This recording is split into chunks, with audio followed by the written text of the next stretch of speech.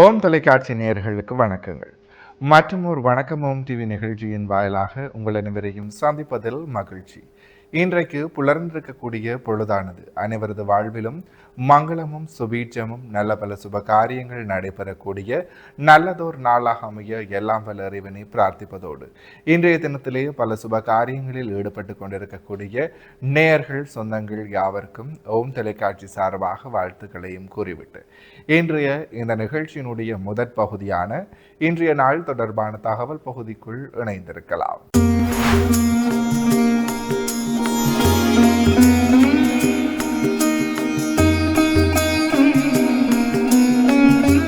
இணைந்திருக்கின்றோம் இன்றைய நாள் தொடர்பான தகவல் பகுதியுடன்.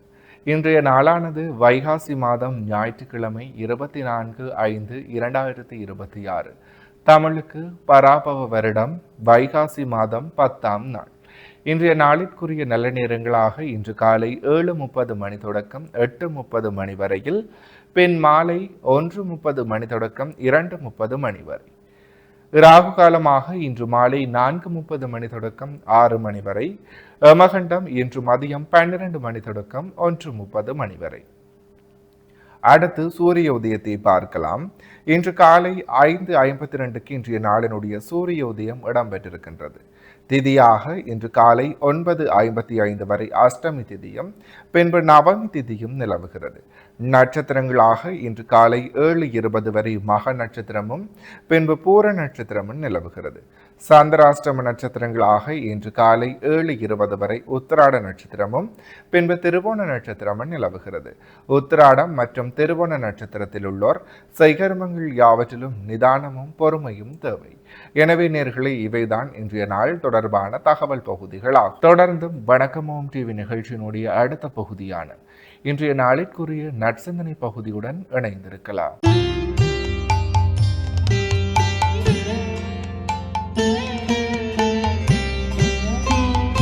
ஓம் தனம் தரும் கல்வி தரும் ஒரு நாளும் தளர்வறியா மனம் தரும் தெய்வ வடிவும் தரும் நெஞ்சில் பஞ்சமில்லா இனம் தரும் நல்லன எல்லாம் தரும் அன்பர் என்பவர்க்கே கனம் தரும் பூங்குழலாள் அபிராமி கடை கண்களே. ஓம் நமச்சிவாய. மேன்மைகள் சைவநீதி விளங்குக உலகமெல்லாம். நோயற்ற வாழ்வே குறைவற்ற செல்வம். அந்த நோய் நொடிகள் இல்லாத வாழ்வை இந்த உலக மக்கள் எல்லோரும் பெற வேண்டும் என்று கலியுகத்தின் காந்தமலை ஜோதியாகிய சபரிமலை சுவாமி ஐயப்பனுடைய திருவடிகளை சிறந்தாழ்த்தி டான் தமிழொலி ஓம் தொலைக்காட்சி நேயர்கள் அனைவருக்கும் சர்வதேச இந்து மத குறிப்பிடம் அகில இலங்கை சபரிமலை ஸ்ரீ சாஸ்தாபுரத்தின் சார்பில் இனிய வணக்கங்களும் நல்லாசிகளும். இன்றும் மங்களகரமான பராபவ வருஷம் வைகாசி மாதம் 10ஆம் நாள் 24/5/2026 ஞாயிற்றுக்கிழமை. இன்று மலர்ந்திருக்கின்ற இன்றைய பொழுதும் நம் எல்லோருடைய வாழ்விலும் எல்லா விதமான சிறப்புகளும் வெற்றிகளும் கிடைக்க வேண்டும் என்று இறைவனை பிரார்த்தித்து இஷ்ட தெய்வங்கள் குலதெய்வங்களையும் வழிபாடு செய்து பெற்றோர்கள் பெரியோர்கள் குருவானவர்கள் ஆசிரியர்களையும் வணங்கி அவருடைய அன்பையும் ஆசியையும் பெறுகின்ற பொழுது எந்த நாளுமே நமக்கு நல்ல நாளாக அமைந்துவிடும். இன்று பானுவாரம் என்கின்ற ஞாயிற்றுக்கிழமை.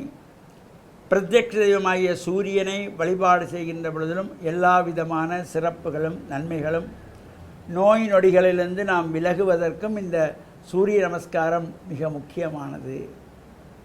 இந்த ஞாயிற்றுக்கிழமையிலே சூரிய பகவானை வேண்டி நாம் பிரார்த்தனைகள் செய்ய வேண்டும்.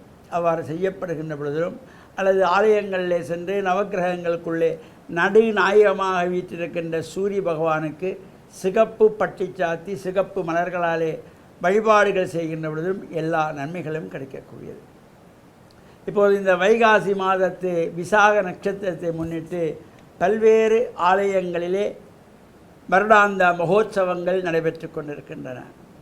அந்த வகையிலே மத்திய மாகாணம் கண்டி மத்துகாமம் ஸ்ரீ முத்துமாரி அம்பாள் தேவஸ்தானத்திலே இந்த வைகாசி மகோத்சவம் நடைபெற்று கொண்டிருக்கிறது. அதேபோல் யாழ்ப்பாணம் சங்கான இலுப்பைத்தாழ்வு பெல்வில் ஸ்ரீ முருகமூர்த்தி தேவஸ்தானத்தினுடைய இந்த வருடாந்த மகோற்சவம் ஆதீன குருமுதல்வர் சிவாகமஞானி சிவபிரம்மஸ்ரீ சிவ நித்யானந்த சிவாச்சாரியார் அவர்களுடைய குருவருள் ஆசியோடு விண்ணுலக ஆசியோடு அந்த உற்சவம் நடைபெற்று கொண்டிருக்கின்றது. இந்த உற்சவங்களிலே பொதுவாக இந்த மகோற்சவத்திலே அங்கே யாகம் அமைத்து யாகசாலையிலே காலை மாலையிலே ஆகுதிகள் செய்து கொள்வார்கள். இந்த அக்னிக்கு அவ்வளவு ஒரு சிறப்பு இருக்கிறது. அக்னியின் மூலம் செய்யப்படுகின்ற வழிபாட்டுக்கு அதிகப்படியான சக்தி இருக்கிறது. இந்த அக்னி தேவனுக்கு 7 நாக்குகள். அந்த 7 நாக்குகளுக்கும் 7 பெயர்கள். கிரண்யா, கனகா, ரக்தா, கிருஷ்ணா, சுப்ரபா, அதிரக்தா, பகுருவா என்று பெயர்கள். இந்த 7 நாக்குகளுமே 7 வகையான சுவைகளை கொண்டது. அவ்வாறான அந்த 7 நாக்குகள் மூலமாக இந்த ஆகுதி செய்யப்படுகின்ற பல்வேறு விதமான சமித்து வகைகள்,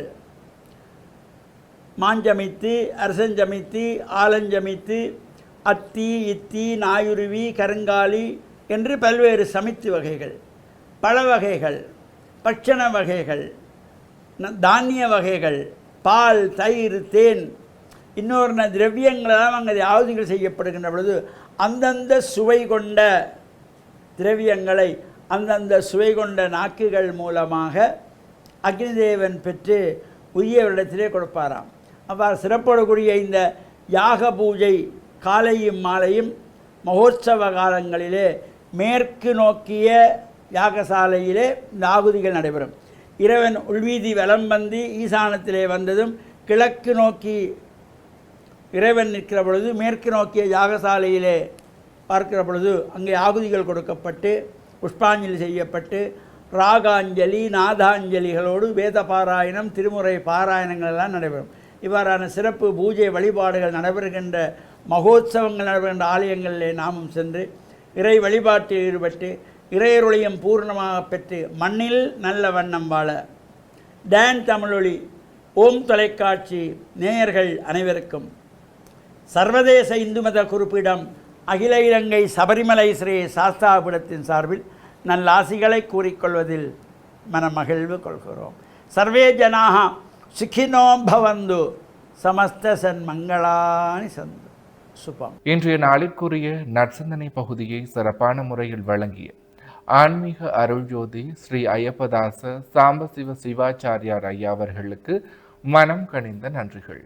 தொடர்ந்தும் நிகழ்ச்சியினுடைய அடுத்த பகுதியாக இன்றைய நாளிற்குரிய ராசி பலன் பகுதிக்குள் நுழையலாம்.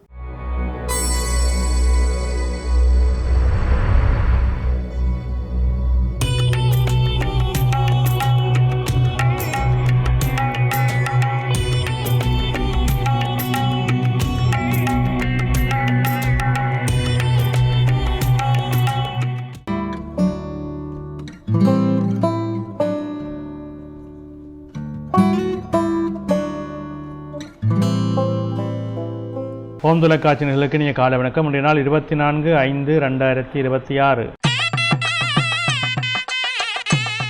மேடராசி அஸ்வினி பரணி கார்த்திகை ஒன்று கொண்டவங்களுக்கு இன்றைய நாளே சற்று மந்த நிலைகள் இருக்கும், உடல் உபாதைகள் இருக்கும், பண விரயங்கள் இருக்கும். அதற்கேற்ப பொறுமையோடும் நிதானத்தோடும் செயல்பட வேண்டும். இடபராசி கார்த்திகை 2, 3, 4 ரோகிணி மிருகசடம் 1, 2 கொண்டவங்களுக்கு இன்றைய நாளே அனுகூலம் உண்டு, நன்மைகள் உண்டு, தொழில் சார்ந்த முன்னேற்றம் உண்டு, மன மகிழ்வு அதிகமாக இருக்கும். மிதுனராசி மிருகசடம் 3, 4 திருவாதிரை புனர்பூசம் 1, 2, 3 கொண்டவங்களுக்கு இன்றைய நாளே சற்று சிரமங்கள் இருக்கும், தடைகள் இருக்கும், காரியங்களிலே இழுபல்கள் இருக்கும். அதற்கேற்ப நிதானத்தோடு செயல்பட வேண்டும். கடகராசி புனர்பூசம் 4 பூசம் ஆயில்யம் கொண்டவங்களுக்கு இன்றைய நாளே வெற்றிகள் உண்டு, நன்மைகள் உண்டு, தொழில் முன்னேற்றங்கள் சிறப்பாக இருக்கும், எதிர்பார்ப்புகளிலே வெற்றிகள் கிடைக்கும். சிம்மராசி மகம் பூரம் உத்திரம் 1 கொண்டவங்களுக்கு இன்றைய நாள் வெற்றி நாளாக அமையும், தொழில் முன்னேற்றம் சிறப்பாக இருக்கும், பணவரவு திருப்திகரமாக இருக்கும். கன்னிராசி உத்திரம் 2, 3, 4 அத்தம் சித்திரை 1, 2 கொண்டவங்களுக்கு இன்றைய நாளிலே மேன்மையும் நன்மையும் உண்டு, தொழில் முன்னேற்றம் உண்டு, பணவரவு திருப்திகரமாக இருக்கும். துலாம் ராசி சித்திரை 3-4, சுவாரி விசாகம் 1-2-3 கொண்டவங்களுக்கு இன்றைய நாளிலே நல்ல அனுகூலம் உண்டு, தொழில் முன்னேற்றம் உண்டு, பணவரவு திருப்திகரமானதாக இருக்கும். விருச்சிக ராசி விசாகம் 4, அனுசம் கேட்டை கொண்டவங்களுக்கு இன்றைய நாளிலே சிரமங்கள் இருக்கும், தடைகள் இருக்கும், காரியங்களிலே மந்த நிலையில் இருக்கும். அதற்கேற்ப பொறுமையோடும் நிதானத்தோடும் செயல்பட வேண்டும்.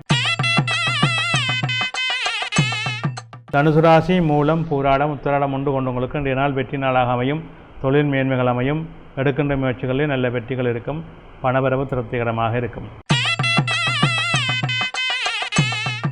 மகர ராசி உத்திராடம் 2-3-4, திருவோணம் அவிட்டம் 1-2 கொண்ட உங்களுக்கு இன்றைய நாள் சிறப்பும் மேன்மையும் தரும், தொழில் முன்னேற்றம் உண்டு, பணவரவு உண்டு, எதிர்பார்ப்புகளில் நல்ல நிறைவான பலன்கள் ஏற்படும். கும்பராசி அவிட்டம் 3-4, சதயம் புரட்டாதி 1-2-3 கொண்டவங்களுக்கு இன்றைய நாளிலே மேன்மையும் நன்மையும் உண்டு, தொழில் முன்னேற்றம் உண்டு, பணவரவு உண்டு, எதிர்பார்ப்புகளே சிறப்புகள் அமையும். மீனராசி புரட்டாதி 4, உத்திரட்டாதி ரேவதி கொண்டவங்களுக்கு இன்றைய நாள் நல்ல அனுகூலம் உண்டு, தொழில் முன்னேற்றம் உண்டு, பணவரவு உண்டு, எதிர்பார்ப்புகளே சிறப்புகள் அமையும்.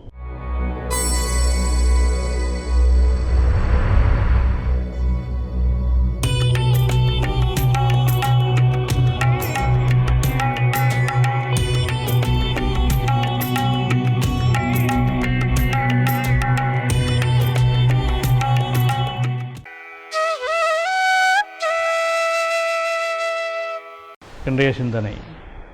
பொதுவாக நாங்கள் வாழ்க்கை தத்துவங்களை தெரிந்து நடைமுறைப்படுத்தி அதற்கேற்ப வாழ வேண்டும் என்கின்றது எங்களுடைய வாழ்வியலிலே நாங்கள் காணுகின்ற ஒரு விடயம்.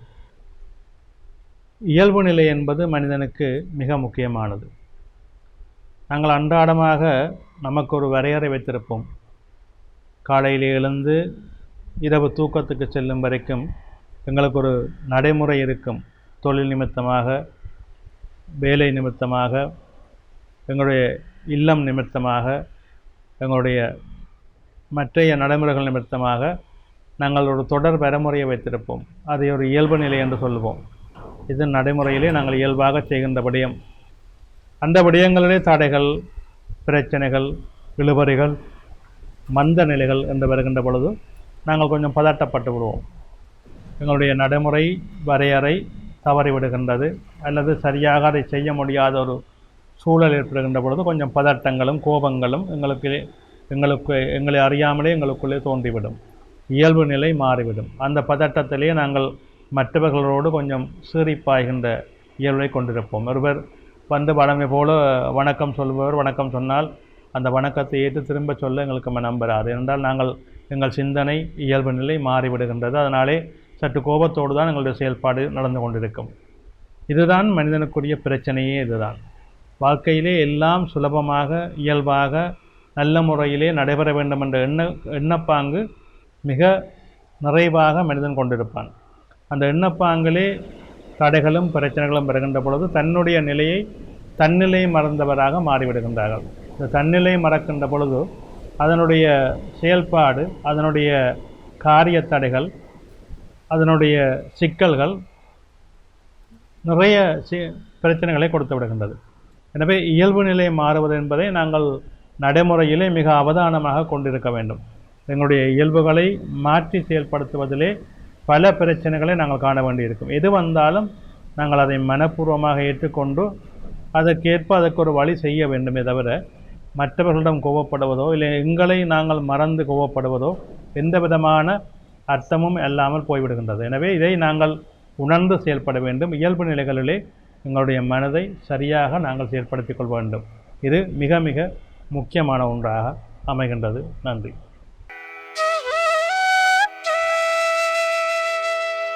இன்றைய நாளைக்குரிய 12 ராசிகளுக்குமான பொது பலன்களை சிறப்பான முறையில் வழங்கிய ஸ்ரீராமதேவலோகேஸ்வர குருக்கள் ஐயா அவர்களுக்கு மனம் கனிந்த நன்றிகள். தொடர்ந்தும் நிகழ்ச்சியில் அடுத்து இன்றைய நாளிற்குரிய திருக்குறளும் பொருளும் பகுதிக்குள் நுழையலாம்.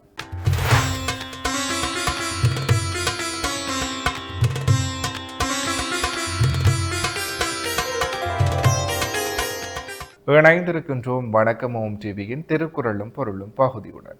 அந்த வகையிலே இன்றைய நாளிற்குரிய குறளும் பொருளுமாக இளம் என்று வெகுதல் செய்யார் புலம் வென்ற புன்மையில் காட்சியவர்.